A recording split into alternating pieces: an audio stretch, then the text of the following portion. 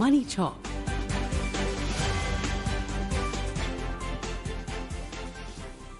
This is Akashvani. In the program Money Talk, now we bring you a discussion on 4 new labor codes empowering workers, driving economic growth. The participants are A.K. Bhattacharya, economic analyst, and Rajesh, Laikh, anchor.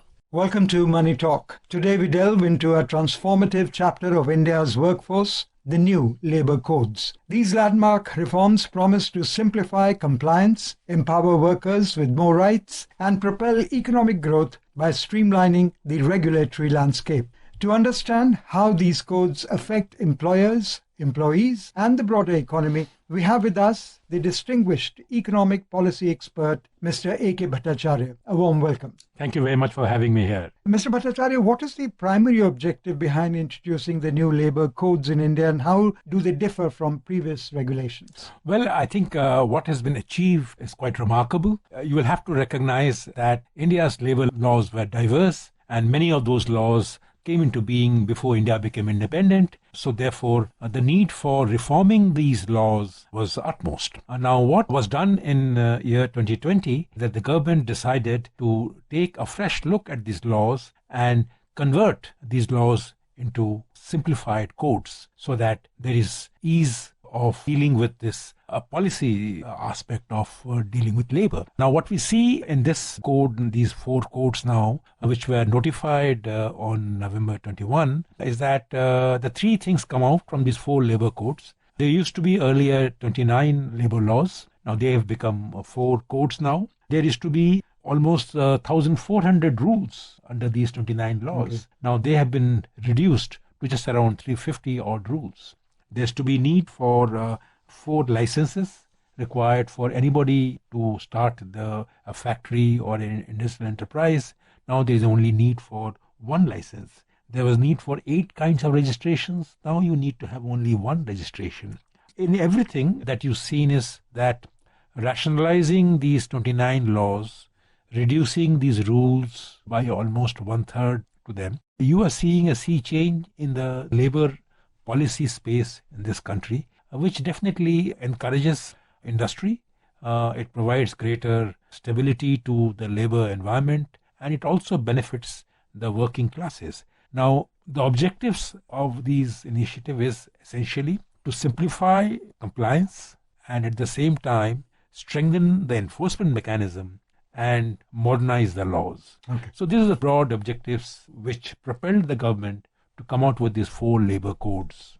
It's also aims at doing the business smoothly, or ease of doing business is strengthened through these laws. And also it will also facilitate Make in India process better. Well, certainly, what is to happen in India is that there would be companies would be set up units, but they will always stay small. They'll always stay a medium-sized unit, not hiring more than 100 employees, because that would mean that the moment you are more than 100, then you come under various provisions. For example, there are seasonal businesses. Take the case of the apparels or garments. Now, we'll get some business in the time of, let us say, autumn, because of the December Christmas demand in the West. Mm-hmm. Now, you set up a unit, but then in December, there is no demand at all. So, if you want to set up a company in which your employee strength is more than 100 to meet this huge demand coming forward, you cannot get the employees without government approval. So no company will set up a company and enjoy the economies of scale, which is more than 100 employees. Now these laws have done is this, under industrial disputes norms, you can go up to 300 employees, and not necessarily, if you want to, let us say, do without them when you have no business, you don't need the government approval. So that has given the businesses a great opportunity to go and expand. Flexibility. Mm-hmm. Now, at the same time, there are a lot of social security measures that provide greater certainty and greater benefits to the employees. So, in what specific ways do the new codes aim to empower workers, such as wage protection, health benefits, or safety measures? Oh, of course, there are many ways. For example, there is now a concept of minimum floor wages. Now, what is to happen earlier was that different states would come out with their own minimum wages. Now, the center has decided under this labor code, you have a clear nationally determined minimum wages, which is a floor below which no state can pay the minimum wages. Okay. So therefore, every state has to go above that. Okay. What it means for a company, let us So say, the minimum is defined. defined. Now, what happens is a company which has got, let us say, 4 units in 3 different states, now it doesn't have to worry about which state has what. As long as it stays above that nationally determined minimum floor, then it is okay.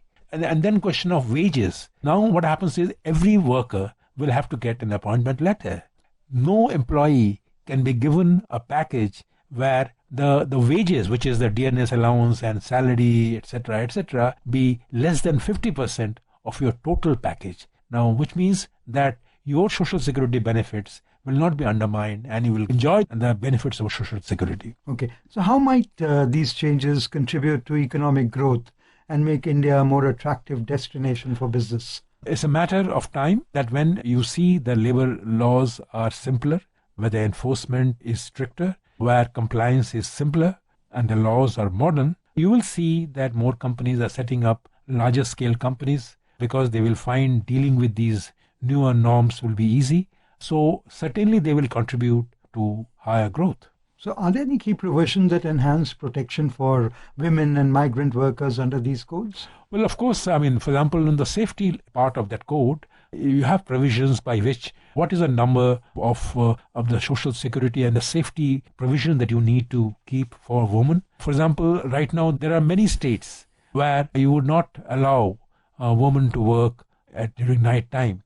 Now the new code allows women to work in night time, provided the company provides necessary security guards and everything for them. Okay. So it essentially widens the labor market, number one. And number two, it also improves the labor force participation rate for women, which in India is abysmally low. So from the employer's point of view, what kind of challenges would they face in implementing these new regulations, especially the small and medium enterprises? They will have to really work hard on ensuring that they comply with the new laws. Of course, the new compliance norms are simpler and rationalized, but there is an element of, for example, appointment letters. Now, they have to issue appointment letters. They have to make sure that the pay scales, the packages, they conform to those 50% norm. So I think there are many sectors of the economy that is in the early days of the response to this new labor code that we see that some companies, some sectors, particularly the IT sector, is saying that their cost will go up by around 5 to 10%. Now, it will go up, but it means that the wages and the security will also get better. So you can expect the output would be better. Productivity will be better. So I think, yes, companies will have to ratchet up their game a little bit and their cost may go up. But it is good to have a labor sector whose safety and security are taken care of. So you mentioned appointment letters, overtime wages and social security. What about the informal or contractual workers? What happens is that, for example, overtime. Now, the overtime issue is that if you are making them work and pay a certain amount for 8 hours of work, and then if you are making them work for an overtime, then mandatorily under the labor code, you have to pay them double the wages. Now, this has been very, very categorically stated in the new code. So that is number one. Number two is that when you are making them work with an appointment letter and you are making sure that even if the person is on a fixed term contract, which is the contract job, even then you have to provide them gratuity. Now, earlier what is to happen is that if you are on a fixed term job, you don't get a gratuity. You only get a gratuity if you are in a full-term employment and you work for 5 years. Now, the moment your fixed term employment crosses 1 year, you start getting gratuity. So the contractual workers also benefit, and therefore the earlier worry that large number of informal workers who are not full-time employee, they may not get the EPF, but they will now under this new labor code, you will get the gratuity benefits also. So there could be potential drawbacks or criticism to the new codes, and how might these be overcome? We need to make sure that the enforcement of the new labor codes should be done with a light touch, in the sense that the new labor codes have the right intentions in providing a better deal for labor, the right intention in providing a kind of a freedom for the employers to have flexibility of their employment, but at the same time, it should not mean the return of the inspectors. It should be done as far as possible without any inspectors coming and visiting. As I was telling you, that the registration needs have been reduced, the rules are fewer, licenses requirement are very few, so hopefully the number of inspectors visiting the factory premises will be less. But I think the trick would be how you make sure that the implementation of the new labor codes is smooth and without much interference from the inspector. We don't want an inspector, Raj, to come back in the guise of these new labor codes. So compliance seems to be a concern. So how can the employer and the employee ensure that there is compliance? It will depend on different companies, but I think there are state-level labor directorates which will be operational, and they will make sure that the new labor codes are enforced, but they must ensure that these are enforced without undue interference in day-to-day functioning. And ultimately, these labor codes will also work when there is more trust and a relationship of complementarity. So what advice would you give to the businesses and workers to adapt successfully to these changes? The working classes should see that a lot of their benefits, a lot of their rights have been protected, and consultation process should continue with the government as well as with the employers. And the employers should make sure that it is not just the spirit, but also intention and the real purpose of the law that should be honored. So these will be implemented from November. These have been now gazetted. Now they become part of the gazette notification. As you know, the labor is in the concurrent list, so the state and the center can both frame laws. In this case, the center has framed the laws, and many states have already adopted these laws. So now it will be easy. So in the next 7 days, by 28th of November, you expect the rules will be out. And once the rules are out, there will be a mandatory, I think 40 days or 45 days of feedback from the system.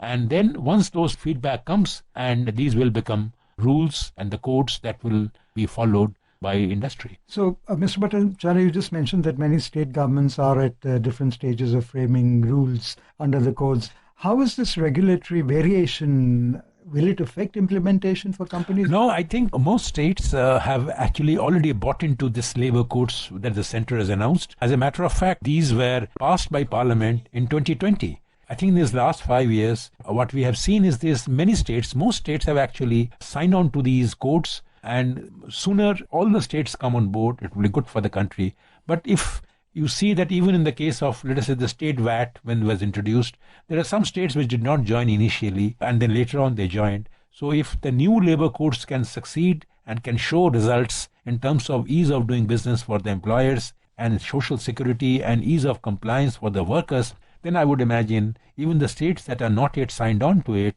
will also agree to be part of the new labor codes. Let's hear what the Deputy Secretary General of PhD Chamber of Commerce and Industry, Mr. Jitendra Singh, had to say about the new labor codes. The new labor code is a milestone for our new age businesses, for new age workers, and also it has led to broader participation of not only regular employees but also contract workers, the gig workers, the women workers, as well as migrant workers. New labor legislation, women can actually work irrespective of any sector. The only thing is there has to be a sort of a consent that needs to be taken, along with all safety measures have to be in place, including the transport. So this will actually improve the business ecosystem, particularly in some of the organizations which are more women-led organizations. At the same time, this labor legislation gives an equal employment opportunity for all. This has actually become now gender neutral. Women can also actually seek the same pay as compared to the male counterparts. So I'm sure that with this new labor codes, not only it is pro-employer, it is also pro-employee, and this will definitely help in ease of doing business and will bring more FDIs and FIs in India.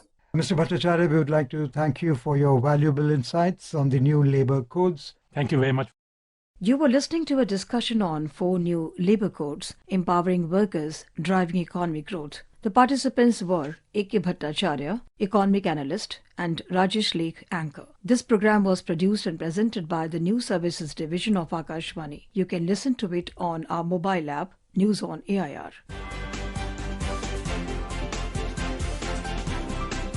Money Talk